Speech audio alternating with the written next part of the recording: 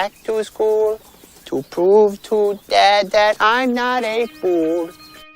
What is going on, everybody? It is I, Alex, Mr. Boogeyman here at Title Boxing Club in Pittsburgh with your focus point. Now we got the kids going back to school this week, so we're going to work on going back to school a little bit ourselves, working on something that everybody needs to go back to school on, and that includes professional boxers as well. It is something that is not talked about a lot, specifically not talked about, but very, very important. And I'm talking about post-punch defense, throwing punches and then quickly being able to defend and move. Oftentimes you'll see in a fight, someone might throw a punch, maybe they'll miss, or maybe they'll even hit the guy, but then they quickly get hit back themselves. They trade punches. You see this all the time. To some degree, it is inevitable in boxing. It's going to happen, but you can minimize that, and you can be the one that lands the punches and takes less of the punches with better post-punch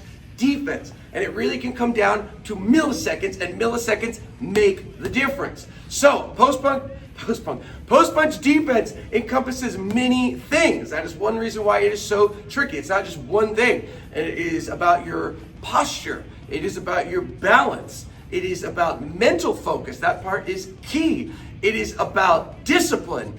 It is about speed. It is even about endurance. All of those things factor into post-punk. I got to keep calling it. I used to do a radio show called Post-Punk for Post-Punks. But now this is post-punch defense for everybody. Anyway, we're going to take each one of these and we're going to work on it. So first we talk about posture. Posture is that fighting stance. We're all in our fighting stance. But a lot of times, and I see this with so many people, is they'll throw a combination of punches and then they'll kind of lose their posture. They'll either drop their hands, they'll kind of stand more straight up, more flat-footed instead of being on the toes, and they'll lose that little bend. We want to stay, keeping our weight low in our hips, having a little bend in the knees. We want to keep our chin tucked. We don't want to stand straight up. We don't want to put our hands down. Now, believe me, this makes more of a difference than you think. You might think, oh, it's just for 1 second, and then I get right back. That can make a big difference, not just in that 1 second, but in the seconds that take place afterwards. Keep your posture. Every time we throw a combination, you are not doing anything else but staying in that stance. If you get tired, stay in that stance. And here's another thing I see a lot.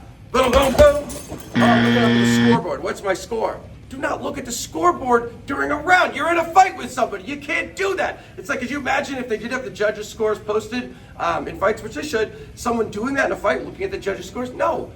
Focus on the round. Focus on the round. So, posture, very important. We cannot lose a posture. We cannot break posture until the round is over. We also want to stay very balanced. So you don't want to be throwing punches and then getting kind of off balance, or you're leaning forward into things like that. No, you want to keep that weight, that center, centered. So even if I throw, it doesn't matter when I'm going crazy hard punches, as hard as I can, I'm still getting that weight back. I'm not going off balance. I'm not leaving one foot up in the air. I'm not letting my hands go around.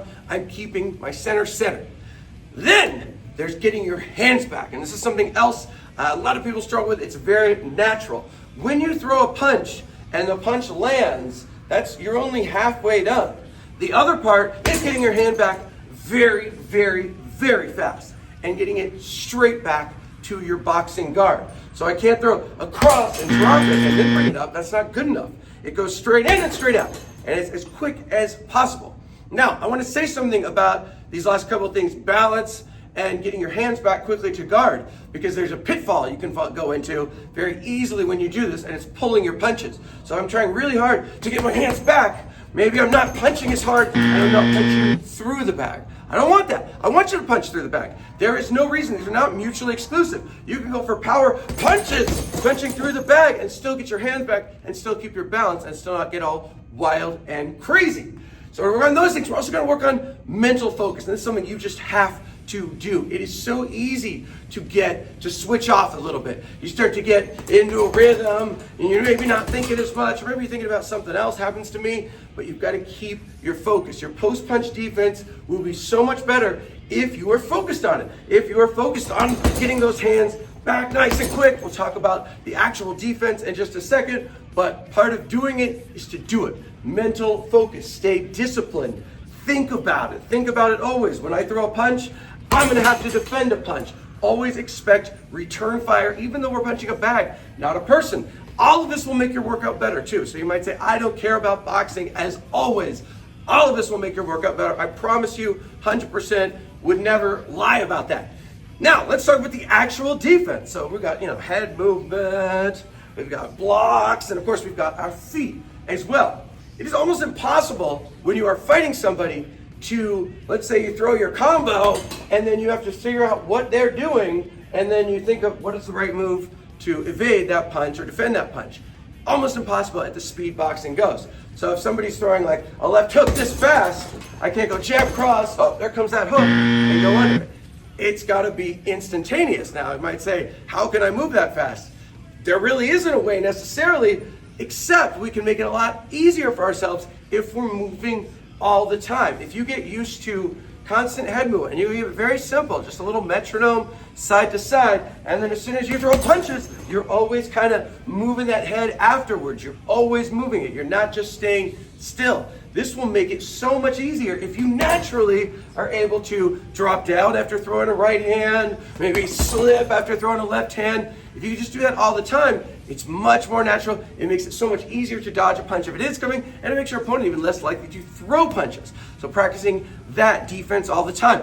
There's also, of course, your feet. That's going to be the best defense there is. So as I always say again, don't just stand in front of the bag. Bum, bum, bum, bum, bum, bum, bum, bum, bum, bum, right? Standing there punching, you might think, okay, well, I'm getting a better workout. You are not. You are not. I promise you. Try this in earnest and you will see that I'm right. If you're throwing a combination, and then you're moving your head, you're moving your feet, you're moving your hands a little bit, you move around, you try that.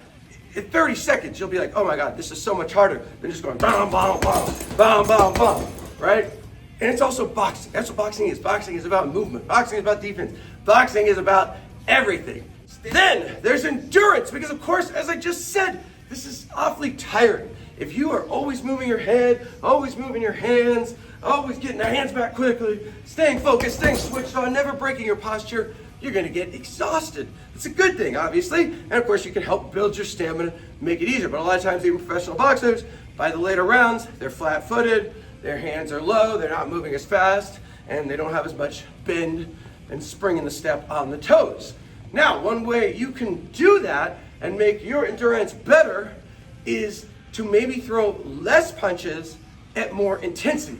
So exactly what I was just saying. Instead of going boom, boom, boom, boom, boom, boom, boom, boom, boom, boom, boom, right? You're standing there throwing punches. Instead, you are moving around a little bit more. You're moving your feet, you're moving your head, right? Maybe I take more time. So maybe I move around a little more and I wait. Maybe I don't throw the combination that many times. Once again, I don't know how many times I said again, but I'm sure it's a lot. If you look at the scoreboard, you're thinking about, oh, I need to get points, I need to get points. It's about a workout, right? Getting a better workout. And just standing in front of punching is only gonna take you so far. Take it to the next level, move around in between. Throw more intense, more explosive combos, which includes the defense, which includes all the other stuff we talked about. Throw less of them. And then, of course, as you start to build more and more stamina, because you will, because it's more tiring, then you can start to throw them more frequently and take less breaks. But even if I'm taking just even a small break, so cover up, right? You don't take as much time, that's great. You can do that. You can do that and still incorporate all of the defensive stuff, all of the good responsibilities of throwing a punch. Because every time you throw a punch, you are opening yourself up to get punched. We don't want that. We want to just punch the other guy, come out of there as beautiful as when we went in. That's what we're going to work on this week. Back to school.